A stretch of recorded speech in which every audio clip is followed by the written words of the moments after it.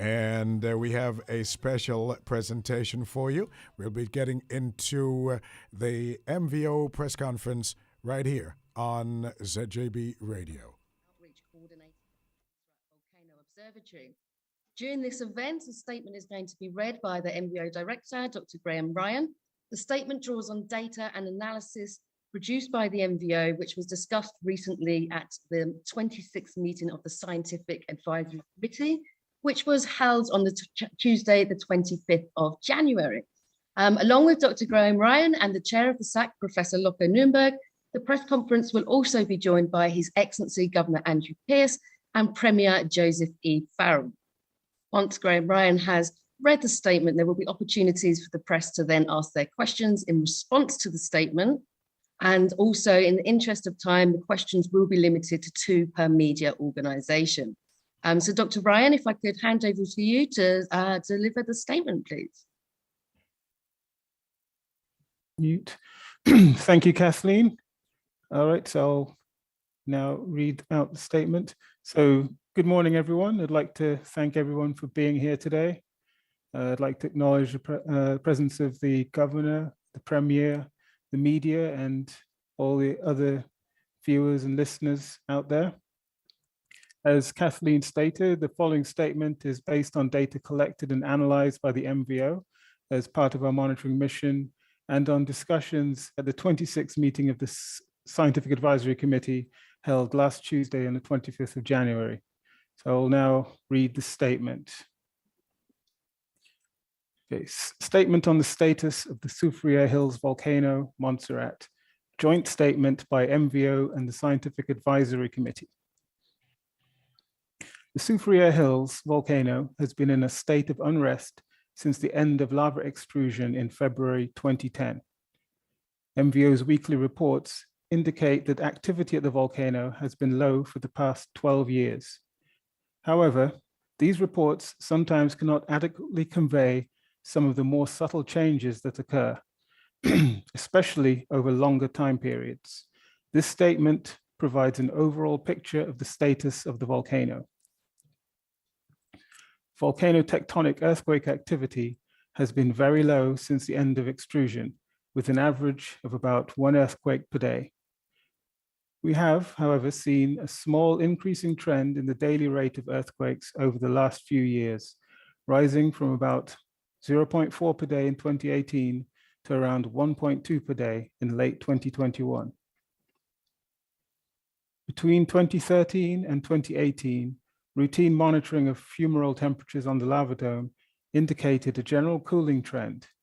Since 2018, however, an increase in the temperatures of some fumaroles on the volcano has been observed. The largest increase at one particular fumarole of about 200 degrees Celsius brings it back up to approximately 500 degrees Celsius, similar to temperatures measured in 2013. Sulfur dioxide fluxes between 2020 and 2021 are on average 100 to 200 tons per day higher than in the period 2018 to 2019, but remain lower than those observed in the period 2012 to 2013.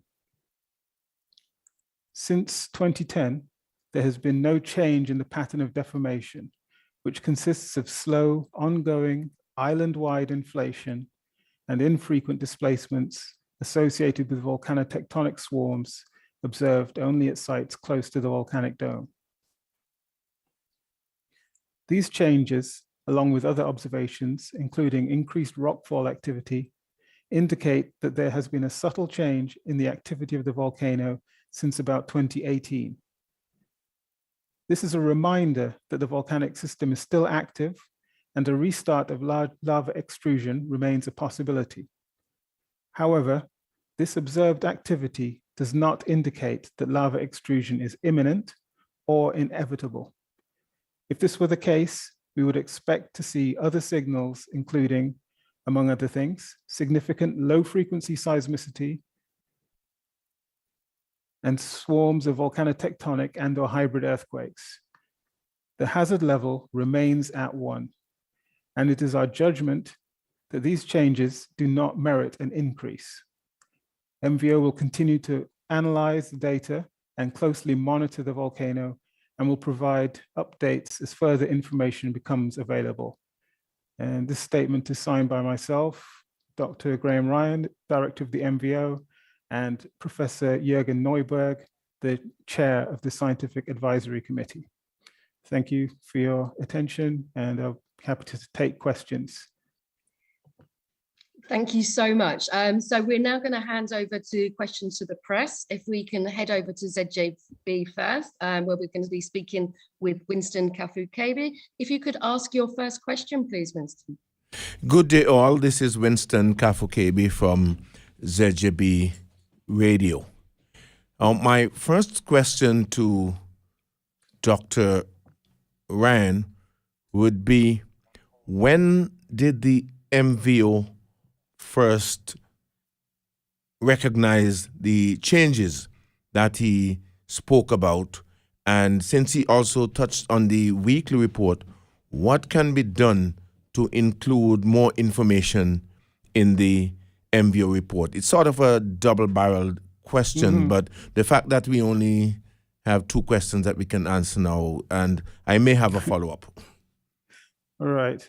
So those are good questions. So when did we see these changes occurring? When did you first see the changes? Yeah. So obviously we are continuously monitoring the volcano. The changes that we're observing are quite subtle and in different and occurring on different monitoring streams. So I think to answer the question succinctly, in terms of recognizing these changes as a whole package, we started to think that this might be the case maybe sometime last year, but we've been looking at the data more and more carefully to rule out instrument errors, user errors, and so on. So our confidence in saying that these changes are real rather than due to some artifact is more recent than that. But I would say that over the past few months, we've become more and more convinced that what we're seeing is a real change. And the second part, the report, the weekly report. Oh, yeah. It's a good question. Certainly can take advice on that. I mean, I wouldn't say off the top of my head what could be changed about it. So I said the changes that we're seeing are quite small, and at the moment we don't think that they significantly change the level of risk posed by the volcano. So it's not clear what additional information would go in our weekly report.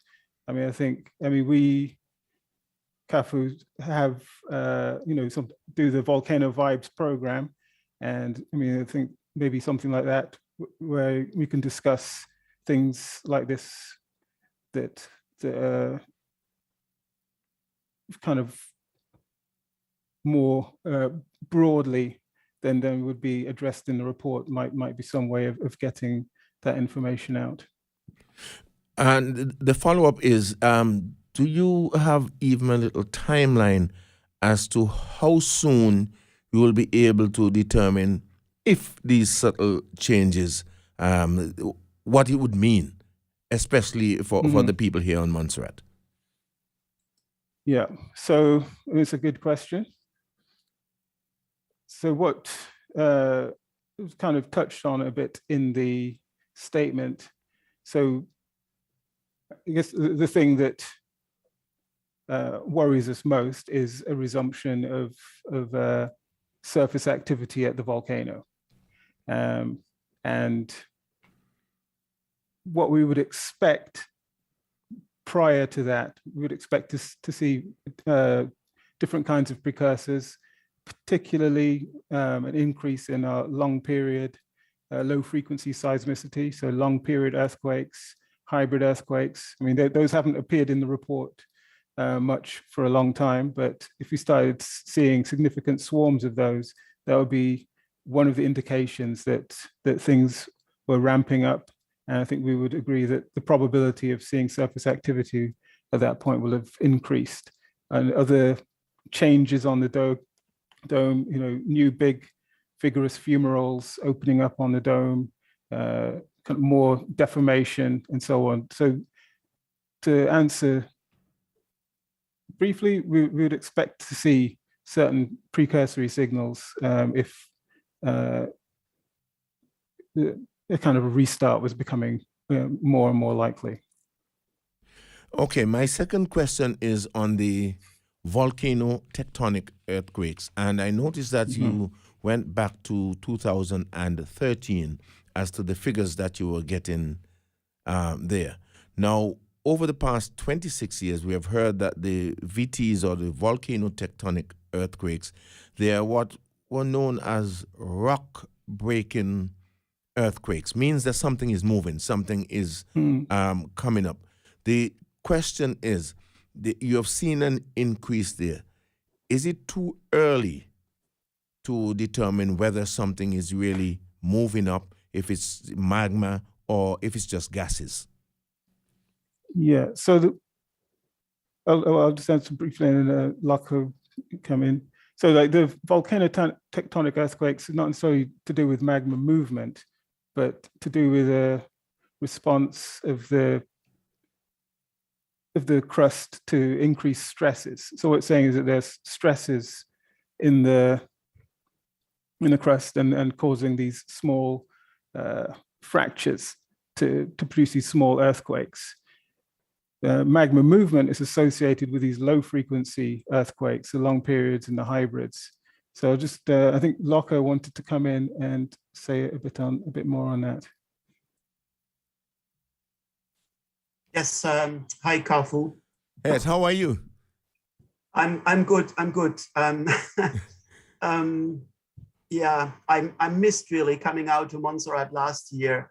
And what we did on Tuesday was just a very short meeting, which hopefully will be followed up by a more scientific, detailed meeting later this year, hopefully in Montserrat.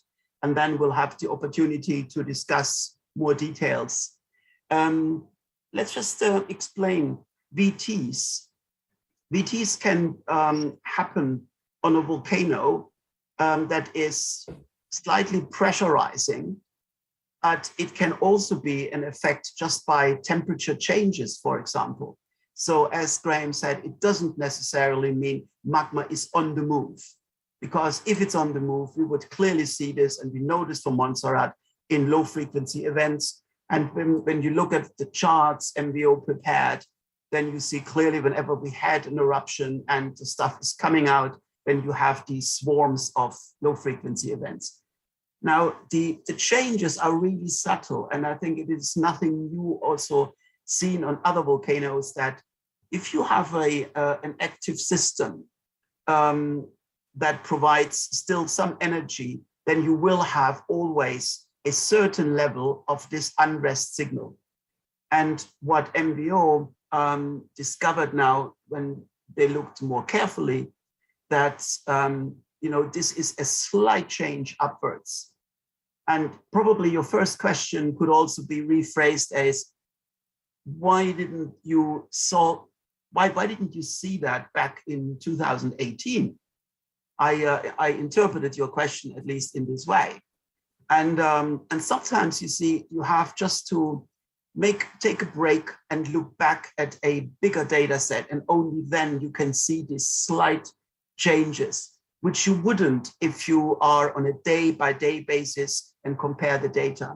It's just like, hopefully we will meet again in sometime in spring when we come out to Montserrat, and when you will see me, you will suddenly say, oh, you have got a lot of more gray hair, which you probably would not have noticed, if we had met every day. Okay, but if you look back, a bigger time scale, then you see these subtle changes. I hope that answers your question, Akafu. I think for now, we'll get into details, as you say, a little later. Okay. Yes. Thank you. You're on mute, Kath. Okay, thank you for your question. If we could hand over then to Veneer Bass on 664 Connect, if you could ask your question, please. Good morning, everybody. Veneer Bass from 664 Connect here. So the Sufferier Hills volcano appears to go into an eruptive phase every 30 years or so. What impact does the increase in seismic activity regionally and internationally have on our volcano? And does this increase the likelihood that the volcano will erupt in 3 years' time? Thank you for that question.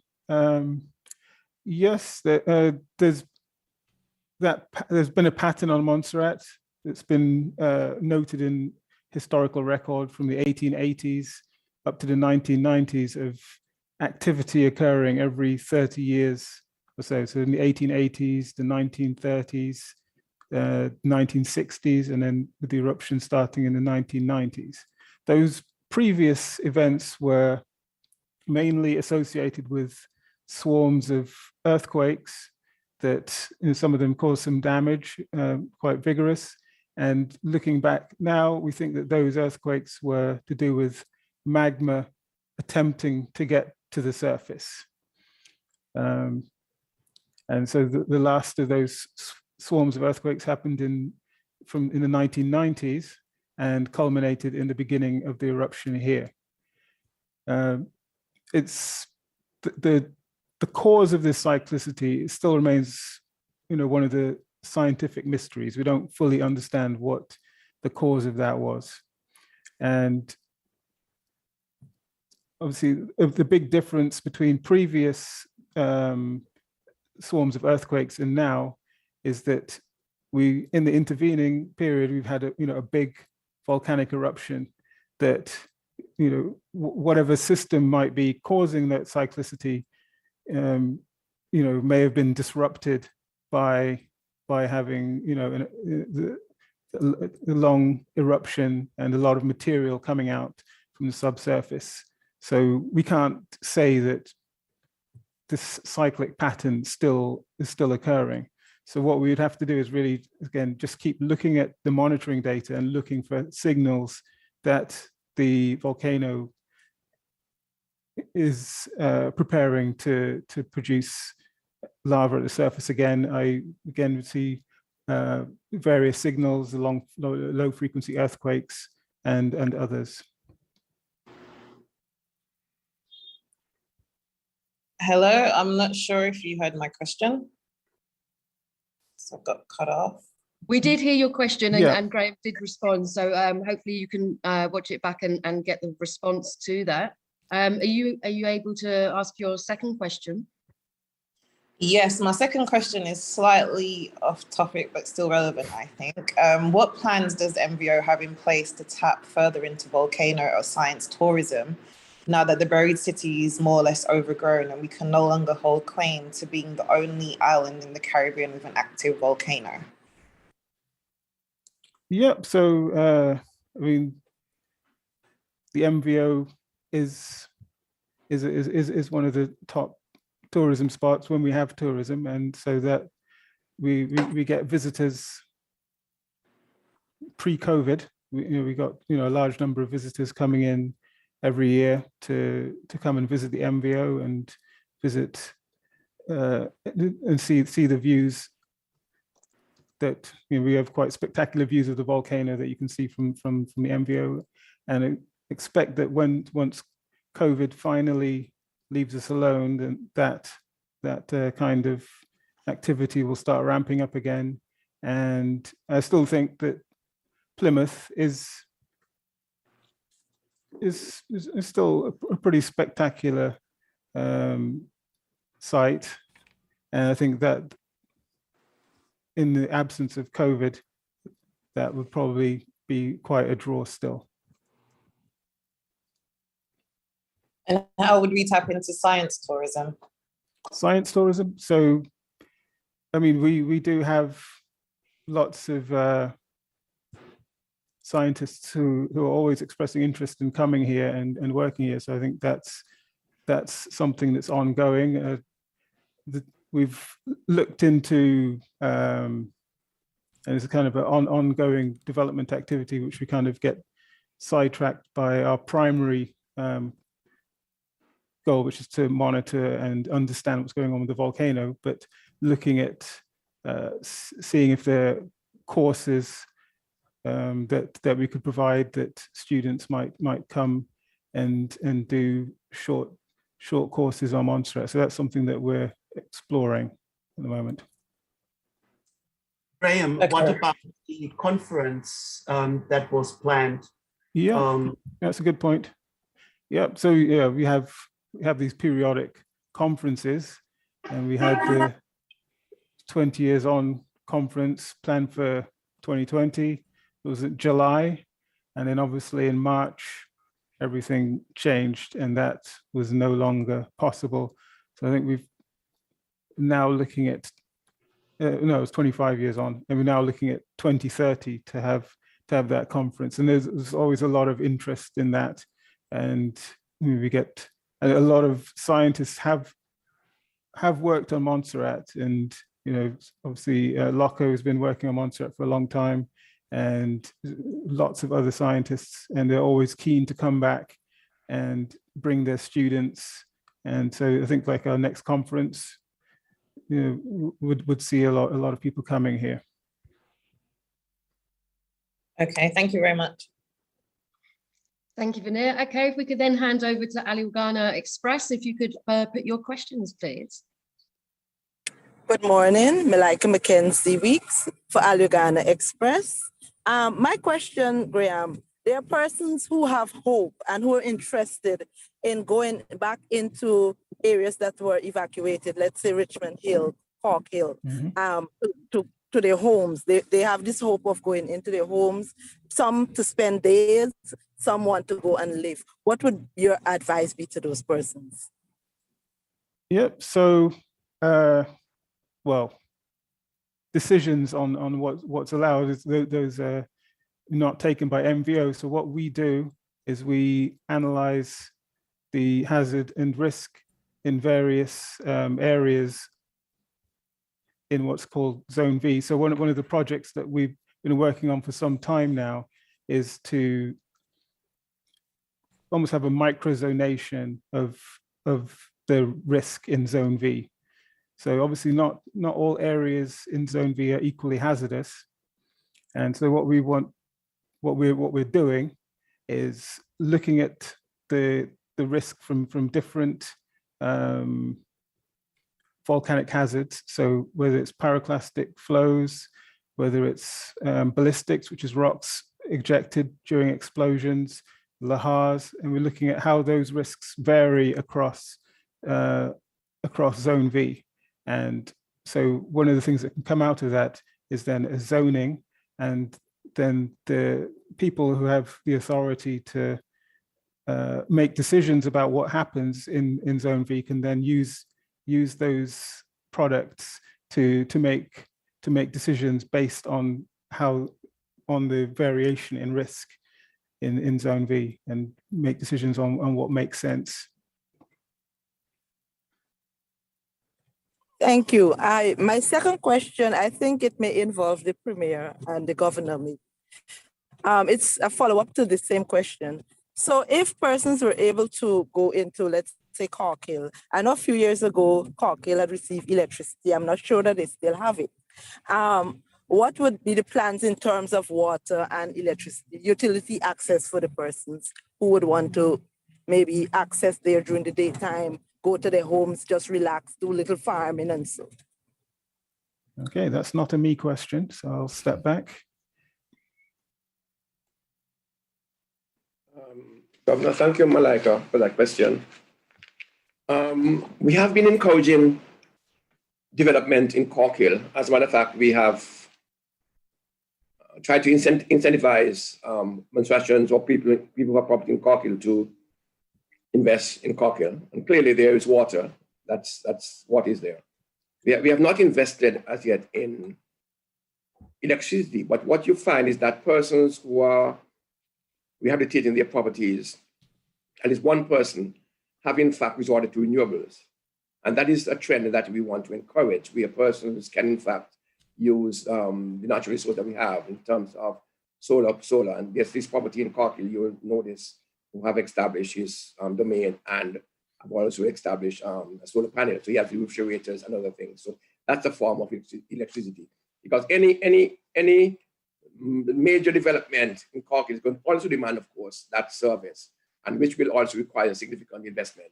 So at the moment, we are hoping that persons can work along with us and we can work with them and to utilize the our renewables in Cork. I hope that answers your question. Thank you, Premier. Okay, then, if we can then head over to Bernette Roach from Montserrat Reporter, if you would like to ask your questions, please. Oh, you're on mute at the moment. Thank you. I'm sorry. Activity. So what's the difference between activity and eruption? Because we talked about, over the years from 18 somebody. Well, my phone would decide to ring at this point. Just give me 1 second, I'll get rid of that.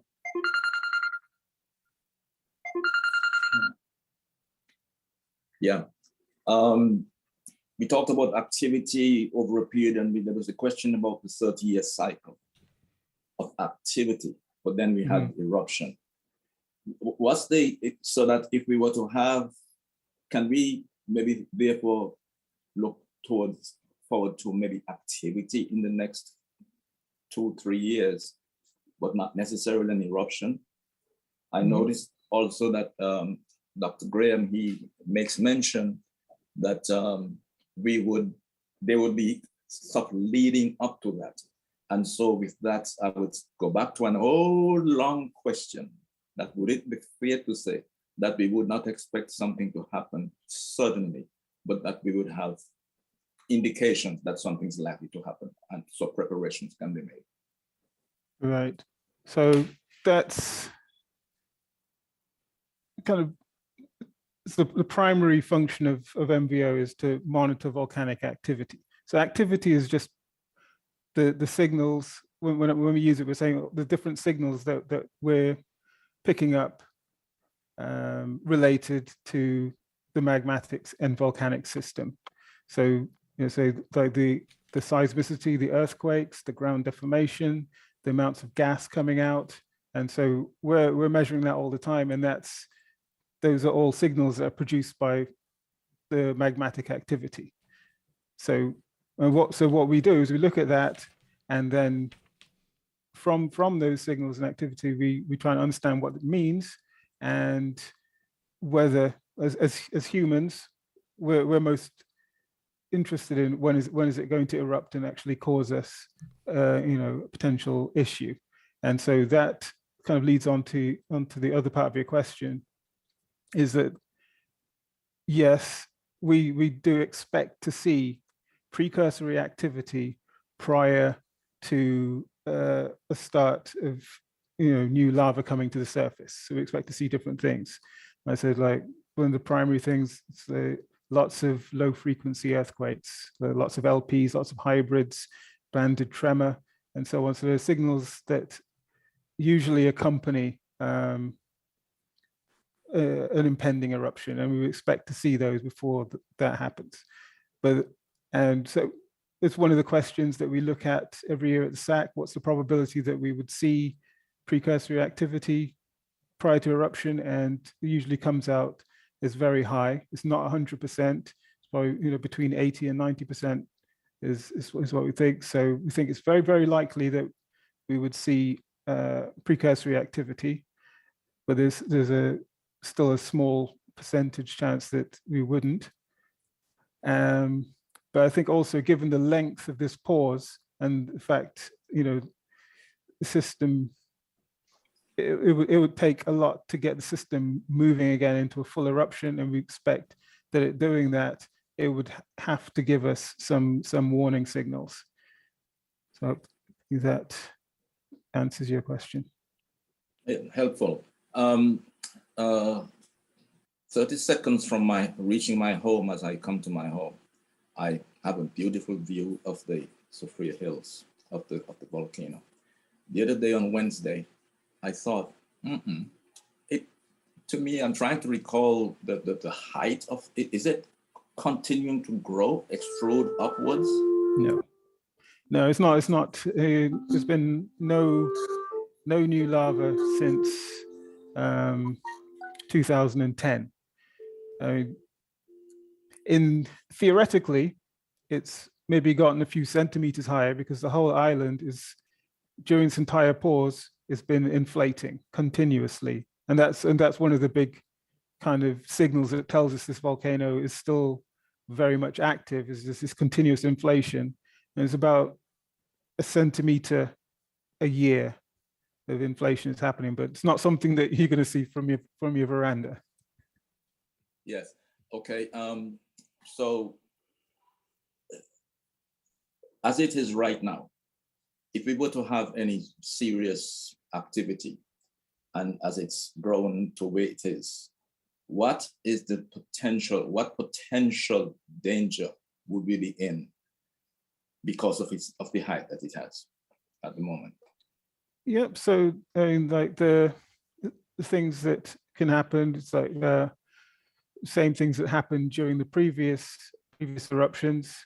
Volcanic explosions, the ashfall associated with that. Can have collapses, like we had several big collapses. Those can happen, or it could just grow gently. But this is a volcano. It's characterized when it's in activity of having growth and collapses. So you can have more activity, like we saw at the end of 2010 with a big collapse that happened that took out, covered over the old Bramble Airport. Activity that's going down Tar River and so forth. Obviously, experienced pyroclastic flows into Plymouth and things like that. So all the things that it did before, would remain a possibility if activity starts again at the surface. Yeah. So we've had so we are now 27 years into our eruption from 95. 95 it started. Is it that we can look forward that from here on or from thence, we are going to be having an observatory in Monserrat? Yep. So, I mean, as long as, I think, at the moment, it's something that's needed. We have a volcano it's not dead, and it needs close looking at. So, I'm here to continue monitoring the volcano will exist as long as we have the funding to do what we need to do. Excellent. Okay, thank you everyone for your questions. Really appreciate it. We're going to start wrapping up now, but is there any final comments that you want to make before we go? Dr. Ryan, maybe we could start with you. There's another media house, please. They have Mr. Sampson. Okay. Yeah. So I think it's I think the main point is that we're still living with an active volcano living in the north. We don't see it every day and you can kind of forget about it, but it's there. It's still active. It's still capable of producing further activity, and we need to keep monitoring it and keeping a close eye on it. But at the moment, we don't think that the risk posed by the volcano, has increased. We don't think that at the moment, but it's something that we'll be continually reviewing, and by going back over the data we already had and looking at it in different ways, and by continuing to collect more data and seeing how things continue to develop. And we'll be keeping you obviously all informed of what we find out. Professor Neuberg, is there anything you'd like to add? Yes, certainly. It goes in the same direction. I just want to turn the sentence a bit around and would like to say that the ongoing inflation of the entire island is a clear sign that this volcano is not just going into a dormant stage. And it's sometimes hard to understand if nothing obvious seems to happen and everything seems to be year in, year out the same. The instruments can actually see the inflation, which you cannot from your veranda, but that doesn't mean that the volcano is in a status quo. It is inflating, and I think you need to clearly take this into account. Yes, we make the distinction between unrest or activity in general, and then eruptive activity or surface activity. But you could also say that this volcano throws out or erupts day by day tons, hundreds of tons of sulfur dioxide. Okay, and again, this is a clear indication that unrest is going on. And we should not make the mistake and relax and think because we don't see any significant change, the status quo shouldn't really lull us into a wrong feeling of that everything is over.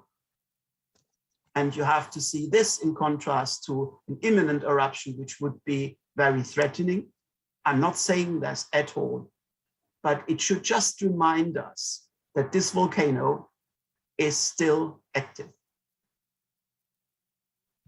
Catherine, I'm sorry, Catherine, would you mind if I just added a couple of words as well, please? Of course, yeah, I was going to lead on to you next, so yeah, for sure. Oh, sorry, I apologise, and I'm sure the Premier might want to add something too. I just wanted to say a real warm thank you to yourself and Dr. Graham and Professor Neuberg, the MVO and the SAC teams. I've seen in my time here the fantastic, careful, precise science, the diligence and patience with which you monitor this volcano for us. And I'm really grateful, and that's been absolutely highlighted in this last particular period when you've been identifying these subtle but significant changes. And I just wanted to say on behalf of all of Cabinet and the whole of the community, if I may speak for them to some extent here, that we're really grateful to you for that. You are our best defense and protection and assurance because it is your careful work which picks these things up and gives us a clear picture or clearer picture of all these complex goings on deep under the ground beneath us here. So I just wanted to register that point. And secondly, to endorse very much the sort of concluding comments from Dr. Graham and Professor Locko there about the fact that what this underlines above all is that the volcano here is absolutely not dormant. It's not an imminent threat. There's no need for any panic or alarm, but it needs our respect and our careful adherence to the procedures and controls we have. And I'm sure we can come together in doing that. So thank you very much indeed. Really appreciate it. Thank you, Governor. Appreciate that. Premier, is there anything that you would like to add? Okay, I want to endorse the sentiments expressed by the Governor in thanking both Dr. Graham and Professor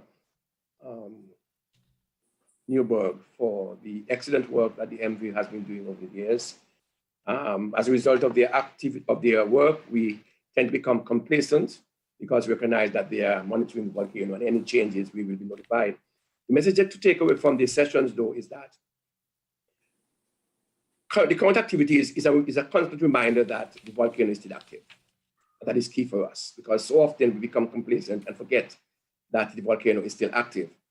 And that secondly, that the changes that we are seeing does not indicate an imminent eruption. These are, as the speaker said, they are very subtle, but they are there, but it doesn't mean that we're going to have an eruption this year, next year. I said, they don't really know, but I don't think so, because as Dr. Graham said, we will be getting, step-by-step indications that there are changes and that the more the bill will understand where we are, because we have gone through this already, so we understand as the people exactly what to expect. It is good for us because, as I said to the governor and the team, Dr. Graham and Professor Sudberg, that the message that we have to take is one of not emotion and not very emotional, not to disturb, but rather to let people know that, again, that we have an active volcano, because we have to grow this economy. We have to make sure that people come to Montserrat. So whatever message we put out there has to be such, not to alarm people, but rather to let them know that we're still living without volcano. And again, I want to thank you very much for your contribution. Thank you very much. Thank you to everyone of our speakers, Dr. Graham Ryan, Professor Jurgen Neuberg, His Excellent Governor Andrew Pearce, and the Premier Joseph E. Farrell. Really appreciate you taking the time to come out and talk to everybody today, and to ZJB and the Government Information Unit for hosting us. If you have any questions back home that you want to put to us, then please do get in touch with us. Thank you very much to the press for attending and for your questions, and to the listeners and viewers back home. But I wish you all a very good day. Thank you very much. Thank you. Thank you. Bye. Thank you.